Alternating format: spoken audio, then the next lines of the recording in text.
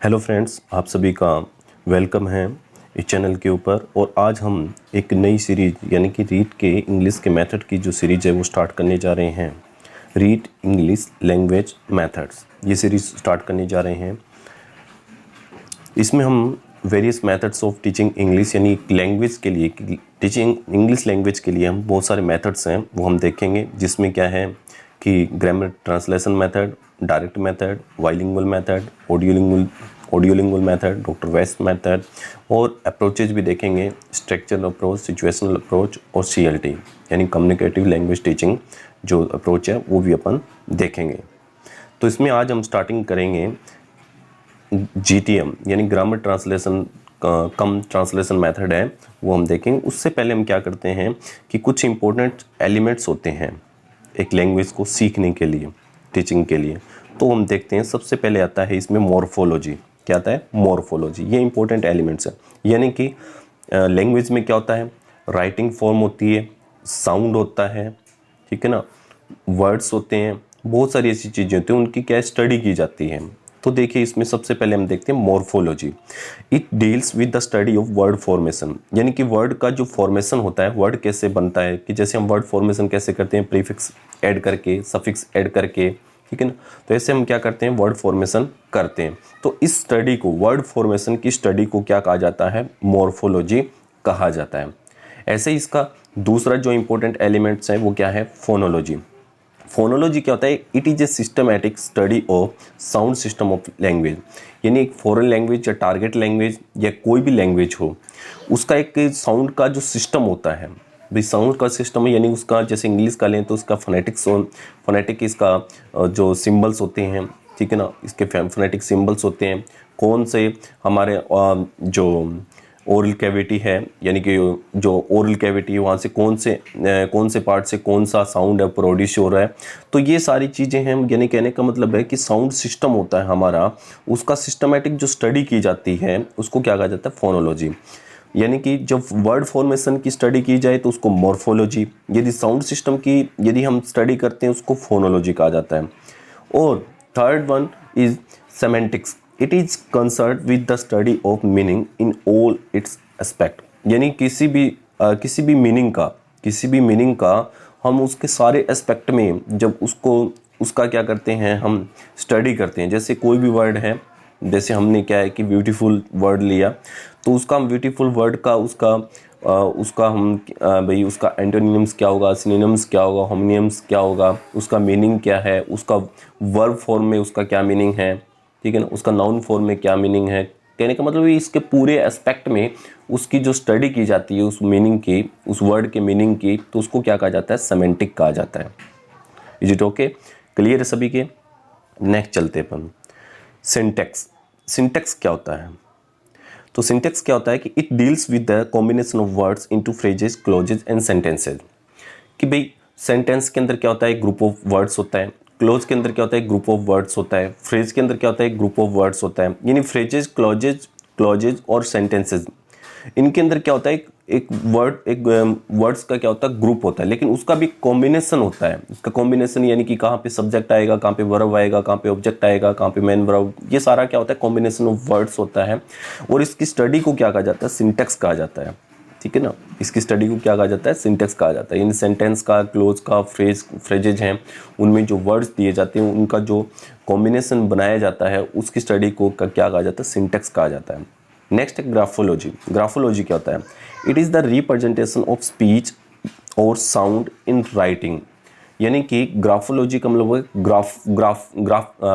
Graph बनाना। Graph का मतलब हो गया कि किसी भी स्पीच या साउंड का, कोई भी साउंड है, कोई भी वर्ड का हमने साउंड है वो बोला, उसको आर्टिकुलेट किया, तो उसको क्या करना? राइटिंग फॉर्म में लिखना, उसको राइटिंग फॉर्म करना, उसका वो क्या कहलाता है? ग्राफोलॉजी कहलाता है।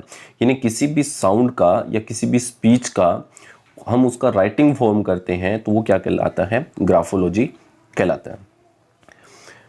नेक्स्ट है कि एक फॉरेन लैंग्वेज या टारगेट लैंग्वेज या कोई भी लैंग्वेज सीखने के लिए क्या होता है? करेक्ट सीक्वेंस दिया गया होता है। क्या होता है? करेक्ट सीक्वेंस दिया गया होता है लैंग्वेज टीचिंग का। तो वो क्या होता है? LSRW। क्या होता है? LSRW।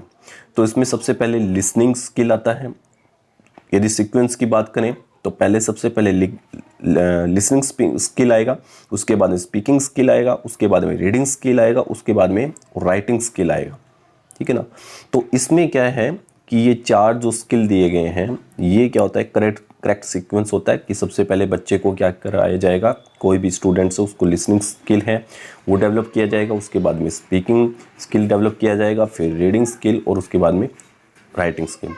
इसमें क्या होता है कि जो ये फर्स्ट और थर्ड, ये तो क्या होता है रिसेप्टिव स्किल, और सेकंड और फोर्थ यानी कि लिसनिंग और रीडिंग, ये तो क्या होता है रिसेप्टिव स्किल, और स्पीकिंग और राइटिंग क्या होते हैं प्रोडक्टिव स्किल होते हैं, ठीक है ना। तो ये हम बाद में जब हम उसके जो स्किल्स के बारे में पढ़ेंगे हम, तो हम और आगे जानेंगे इसको।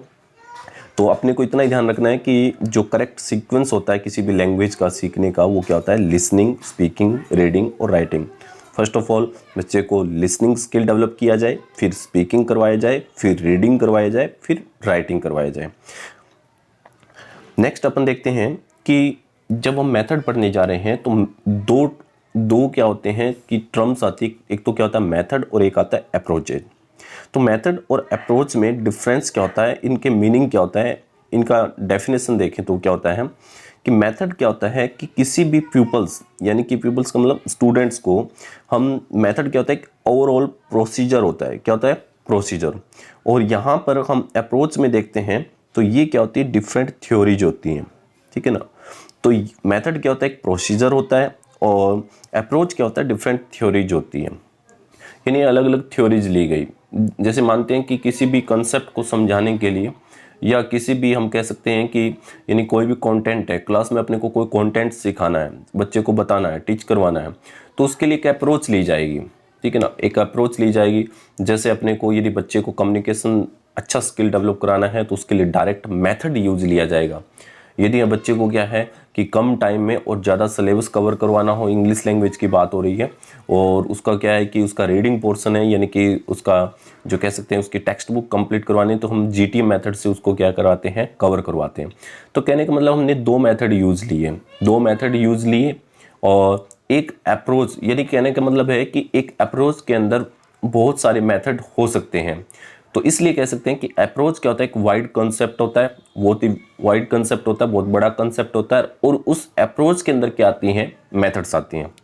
तो देखते हैं हम कि method is an overall procedure for an orderly presentation of language material to the pupils, यानी जो प्यूपल्स होते हैं, स्टूडेंट्स होते हैं, उनको जो मटेरियल है, लैंग्वेज का जो मटेरियल है वो प्रोवाइड करवाया जाता है, प्रेजेंटेशन करवाया जाता है। इस प्रोसेस को क्या कहा जाता है, इस प्रोसीजर को क्या कहा जाता है मेथड कहा जाता है।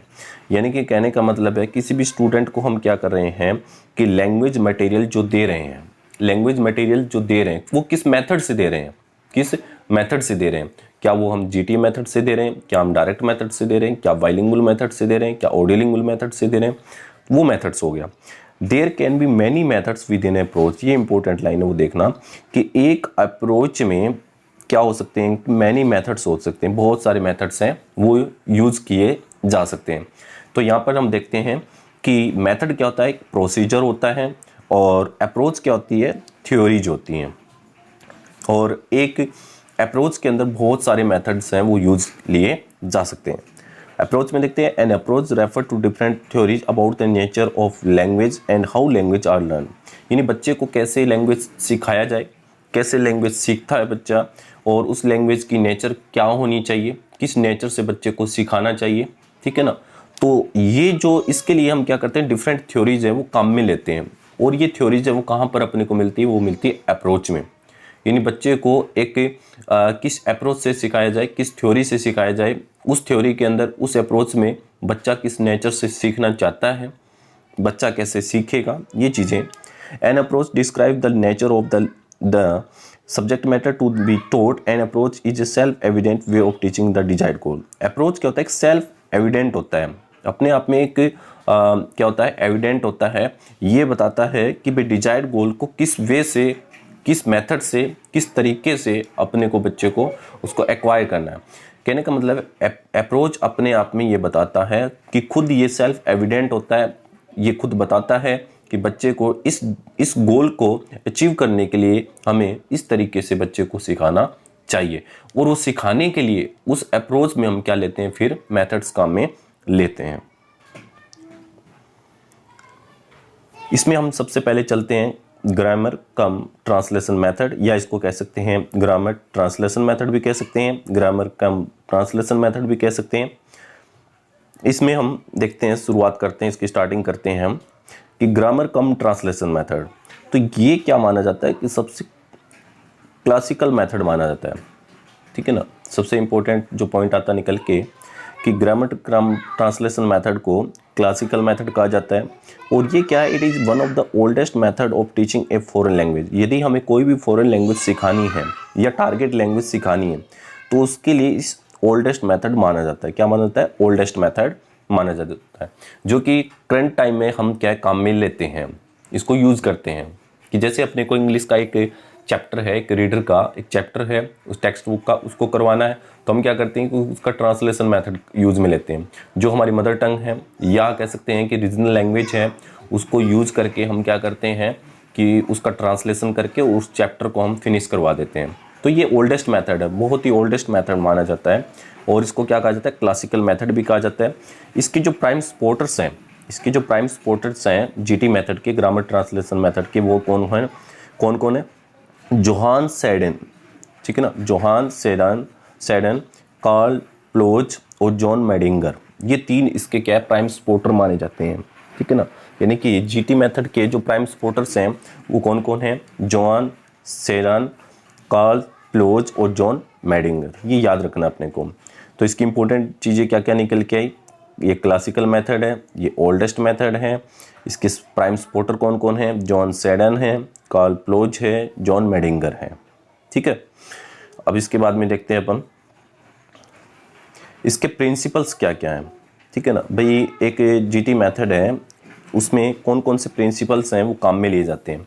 तो इसमें ग्रामर को, जीटी मेथड में ग्रामर को क्या माना जाता है, लैंग्वेज की सोल मानी जाती है, यानी लैंग्वेज की आत्मा मानी जाती है, किसको, ग्रामर को, ठीक है। तो इसमें जीटी मेथड के प्रिंसिपल में फर्स्ट प्रिंसिपल देखते हैं, तो इसमें ये कहा जाता है कि ग्रामर को जीटी मेथड में लैंग्वेज की क्या मानी जाती है, सोल मानी जाती है। दूसरी चीज ट्रांसलेशन क्या माना जाता है, की माना जाता है, की माना जाता है किस चीज़ के लिए, एक फॉरेन लैंग्वेज को अंडरस्टूड करने के लिए ट्रांसलेशन को क्या माना गया है, की माना गया। यदि हम इस मेथड को काम में लेते हैं और उसमें ट्रांसलेशन करते हैं तो इसको क्या माना गया है, की माना गया। तो इसके दो प्रिंसिपल्स हैं, कौन कौन सा, पहला ग्रामर, दूसरा कौन सा, ट्रांसलेशन। ग्रामर को सोल माना गया लैंग्वेज का, और लैंग्वेज की जो की है वो किसको माना गया, ट्रांसलेशन को माना गया है। नेक्स्ट देखते हैं अपन इसकी कैरेक्टरिस्टिक्स। तो इसकी कैरेक्टरिस्टिक्स में देखते हैं, तो यहाँ पे देखते हैं कि जो इस मेथड की जो यूनिट होती है वो क्या होती है, वर्ड होती है। क्या होती है, word. Unit of teaching is word, यानी कि इस मेथड में जो टीचिंग की जो यूनिट मानी गई है वो क्या मानी गई है, वर्ड। कैसे कि इसमें वर्ड टू वर्ड क्या होता है, ट्रांसलेशन करवाया जाता है। कैसे करवाया जाता है, वर्ड टू वर्ड इसमें क्या करवाया जाता है, ट्रांसलेशन करवाया जाता है। क्यों, क्योंकि इसमें यूनिटी क्या मानी गई है, वर्ड मानी गई है, और इसमें एक एक वर्ड का उसका मीनिंग बताते हुए, उसका ट्रांसलेट करते हुए और पूरे सेंटेंस को दोबारा उसका ट्रांसलेशन करके बताया जाता है। Next, excessive use of mother tongue. इसमें मदर टंग का बहुत ज़्यादा यूज़ किया जाता है, मदर टंग का बहुत ज़्यादा एक्सेसिव यूज़ किया जाता है, बहुत ज़्यादा यूज़ किया जाता है मदर टंग का। यानी कि इसका ट्रांसलेशन करेंगे तो हम किस में करेंगे, मदर टंग में करेंगे। Little active use of target language, यानी कि जिस लैंग्वेज को बच्चे को सिखानी है, जिस फॉरेन लैंग्वेज को सिखानी है, उसका बहुत ही कम क्या है, कम्युनिकेशन यूज़ में इसको या स्पोकन में बहुत कम ही यूज़ लिया जाता है, लिटिल एक्टिव यूज होता है। नेक्स्ट हम देखते हैं more emphasis on reading and writing. इसमें क्या होता है कि रीडिंग और राइटिंग जो दो स्किल है, चार में से दो स्किल हैं, रीडिंग और राइटिंग, ROW, इन पे क्या किया जाता है, बहुत ज़्यादा एम्फोसिस किया जाता है, बहुत ज़्यादा फोकस किया जाता है रीडिंग और राइटिंग। यानी बच्चे को हम क्या करते हैं, टेक्स्ट बुक में क्या किया जाता है कि जो टेक्स्ट बुक होती है उसके अंदर जो चैप्टर होता है उसको वो क्या करते हैं, रीड करते हैं, उसका ट्रांसलेशन किया, फिर बच्चे को क्या करते हैं, उसको रीडिंग क्या कह सकते हैं कि उसको होमवर्क में क्या है कि उसको राइट करने के लिए हम देते हैं। तो इसमें कहीं ना कहीं बच्चे को क्या है कि भाई कह सकते हैं कि बच्चे ने भाई खुद से कुछ वो उस टेक्स्ट बुक का जो चैप्टर उसको बोला नहीं, उसको स्पीकिंग नहीं किया, उसको लिसनिंग नहीं किया। लिसनिंग का मतलब यहाँ पे क्या होता है, समझना। क्या होता है, एक ऑरल और एक ओरल। ये ओरल का मतलब होता है भाई सुनना, ओरल का मतलब होता है बोलना, स्पीकिंग। तो इसमें बच्चा क्या कहीं पर भी अपनी समझ नहीं बनाता है उस चीज़ की। तो इसमें 2 स्किल्स है, उस पर फोकस किया जाता है। पहला रीडिंग स्किल, दूसरा राइटिंग। तो इसमें इग्नोर किसको किया जाता है, लिसनिंग और स्पीकिंग को क्या किया जाता है, इग्नोर किया जाता है। Next, grammar is taught डिडक्टिवली। इसमें जो ग्रामर है वो कैसे मतलब सिखाई जाती है, डिडक्टिव मेथड से सिखाई जाती है। ठीक है ना, कैसे सिखाई जाती है, डिडक्टिव। पहले रूल्स फिर एग्जाम्पल, पहले रूल्स फिर example. Next, textbook occupies an important role. इसमें टेक्स्ट बुक है वो एक अपना इंपॉर्टेंट रोल देता है, एक प्रोमिनेंट रोल देता है। टेक्स्ट बुक नहीं होगी तो ग्रामर ट्रांसलेशन मेथड अपने आप में फिनिश माना जाएगा। ग्रामर ट्रांसलेशन मेथड वो कंप्लीट नहीं होगा यदि टेक्स्ट बुक नहीं होगी तो। Rules of grammar are memorised. इसमें जो रोट मेमोराइजेशन की करवाई जाती है, यानी रट्टा मरवाया जाता है, मेमोराइजेशन करवाया जाता है, मेमोराइज करवाया जाता है बच्चे को, किस चीज़ को, ग्रामर के जो रूल होते हैं उनको। इसके एडवांटेज क्या होते हैं भाई, जीटी मेथड में हमने ये चीज़ें पढ़ी कि मदर टंग बहुत ज़्यादा यूज़ की जाती है, यूनिट इसकी वर्ड होती है, इसमें टेक्स्ट बुक का अपना इंपॉर्टेंट पार्ट देता है, ये सारी। तो इसके क्या एडवांटेजेस निकल के आते हैं, क्या क्या फ़ायदे निकल के आते हैं। तो सबसे पहले इसका फ़ायदा क्या है भाई, इसका एडवांटेज क्या है कि बच्चे में क्या हो जाती है, बच्चे में क्या हो जाती है, एक्यूरेसी आ जाती है। किस चीज़ में, राइटिंग में। किस चीज़ में, यानी बच्चे में यदि राइटिंग में एक्यूरेसी लानी हो, डेवलप करनी हो, तो हम जीटी मेथड का यानी ग्रामर ट्रांसलेशन मेथड का यूज़ करते हैं। दूसरी चीज़, इसके अंदर ट्रांसलेशन की जो आर्ट है वो क्या करवाई जाती है, डेवलप हो जाती है। ट्रांसलेशन करना बच्चे को आ जाता है। Third important cheese, very useful in developing skills of reading and comprehension. यानी पहले बच्चा क्या करेगा, जैसे एक पैसेज होता है, एक पैसेज को बच्चे ने क्या किया, रीड किया, फिर उसका ट्रांसलेट करेगा, फिर उसके जो क्वेश्चंस हैं उनका क्या निकालता है, वो आंसर देता है। तो कहने का मतलब है कि बच्चे के अंदर रीडिंग और कॉम्प्रिहेंशन दोनों का स्किल को डेवलप करने के लिए इस मेथड को क्या लिया जाता है, काम में लिया जाता है। फोर्थ है रिक्वायर मिनिमम टीचिंग एड्स। इसमें क्या, टीचिंग एड्स बहुत ही कम यूज़ में लिया जाता है, यानी कि ये क्या है कि बिल्कुल ही एक्सपेंसिव मेथड नहीं है, इसमें पैसा बहुत ही कम लगता है। टीचिंग लर्निंग मटेरियल जैसे इसमें स्मार्ट बोर्ड हो गया या कोई किसी प्ले मेथड से सिखाना हो गया, ये चीज़ें इसमें काम में नहीं ली जाती है। कार्ड्स वगैरह या जो भी टीएलएम होता है, कोई ग्रामोफोन हो गया, एपिडाइस्कोप हो गया, जो भी, ठीक है ना, जो भी टीचिंग लर्निंग मटेरियल होता है उसमें काम में नहीं लिया जाता। जैसे अपन क्लासरूम में हम देखते हैं कि भी हम टीचर होता है वो क्या है, टेक्स्ट बुक हाथ में ले लेते हैं, उसको क्या कि वो रीड करते हैं, फिर उसका ट्रांसलेट करते हैं और बच्चे उसको क्या कर लेते हैं, एक्वायर कर लेते हैं वैसे का वैसा। तो कहने का मतलब कहीं पर भी हमें टीचिंग लर्निंग मटेरियल है, टीएलएम है या टीचिंग एड्स है, वो काम में हमने नहीं लेते हैं, नहीं लेना पड़ता, ये एडवांटेज है। और इसमें क्या, टीचर की क्या होती है, टाइम और एनर्जी दोनों सेव होती हैं। यानी टीचर को क्या है, ज़्यादा एनर्जी नहीं लगानी पड़ती, टीचर का टाइम है वो ज़्यादा कंज्यूम नहीं होता है, यानी टाइम और एनर्जी दोनों क्या होती हैं, सेव होती है, इनकी बचत होती है। अब इसके एडवांटेज देखें तो हम इसके क्या करते हैं कि किसी भी चीज़ के एडवांटेज होते हैं तो किसी चीज़ के डिसएडवांटेज भी होते हैं। तो इस मेथड के डिसएडवांटेज हम देखते हैं।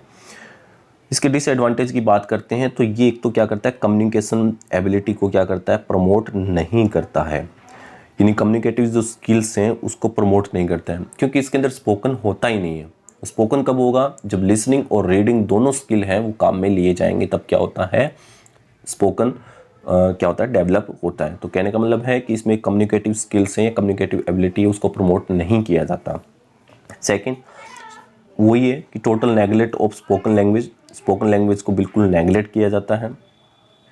Too much emphasis on grammar rules, इसमें ग्रामर रूल्स पे बहुत ज़्यादा फोकस किया जाता है, बहुत ही प्रेशर दिया जाता है ग्रामर रूल्स पे, बहुत ज़्यादा क्या किया जाता है, ग्रामर रूल्स पे इस पे फोकस किया जाता है। क्योंकि हमने देखा था कि इसमें जो ग्रामर सिखाई जाती है या इसमें जो इसकी टीचिंग करवाई जाती है कौन से मेथड से होती है, डिडक्टिव मेथड से। तो सबसे पहले क्या दिया जाता है, रूल। तो रूल का मतलब क्या हो गया, ग्रामर के जो रूल्स होते हैं इन पे क्या है, एम्फेसिस बहुत ज़्यादा दिया जाता है, बहुत ज़्यादा प्रेशराइज करके इसमें क्या है, ग्रामर रूल से वो करवाए जाते हैं। Totally against pedagogical views of language teaching, यानी किसी भी लैंग्वेज की क्या होती है, अपनी अपनी पेडागोजी होती है, ठीक है ना। तो उस पेडागोजिकल जो रूल्स हैं या व्यूज हैं उसके बिल्कुल ही क्या है, ये अगेंस्ट है।